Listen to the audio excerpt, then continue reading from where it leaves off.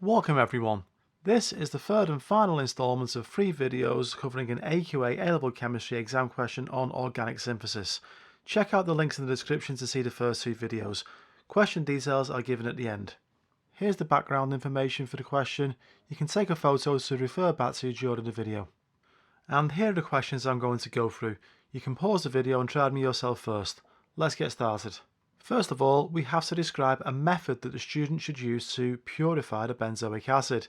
The question states that the benzoic acid is a precipitate and is filtered off, therefore it must be a solid. Solids are purified by a process known as recrystallization. The first step is to dissolve the crude benzoic acid in the minimum volume of hot solvent. Anything that does not dissolve is an impurity. We can filter under reduced pressure using Buchner filtration while hot to remove insoluble impurities. The photograph on the left shows the perforations inside a Buchner funnel. A circle of filter paper is shown next to the Buchner funnel. The size of filter paper must match the Buchner funnel to minimize the loss of solid. The diagram on the right shows a setup for Buchner filtration. You could be asked to draw a labeled diagram of this apparatus in exams. Buchner filtration, rather than simply filtering under gravity, is quicker. In practice, filtering a hot solution to remove insolubilities is challenging as the solution will cool very rapidly. The photograph on the right shows a Buchner filtration set up in the laboratory. The solution in the Buchner flask is called a filtrate. As the filtrate cools, crystals form. Large shiny needle-like crystals indicate purity. Next, the filtrate is filtered under reduced pressure while cool to remove soluble impurities.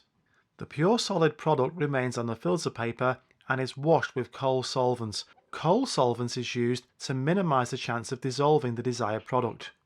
The solid product must be allowed time to dry. This often takes place in a piece of apparatus known as a desiccator.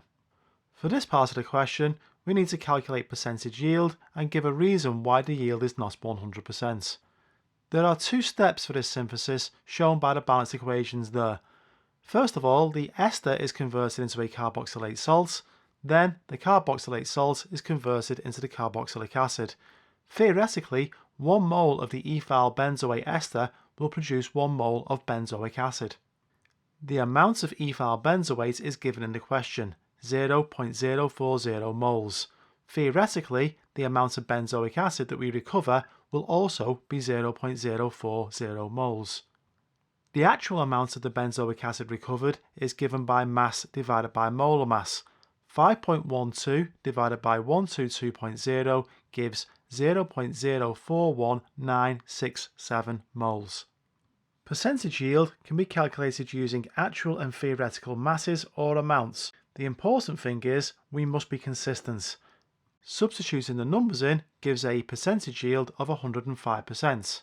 This confused many students. Percentage yield is expected to be less than 100% due to the loss of product during synthesis. It is not possible to have a yield of greater than 100%. This figure indicates that the product must contain impurities. Most likely it is still wet from the solvent. Thanks for watching. I hope you found the video useful. Any questions or topic requests, please post in the comments. Take care and good luck with your studies.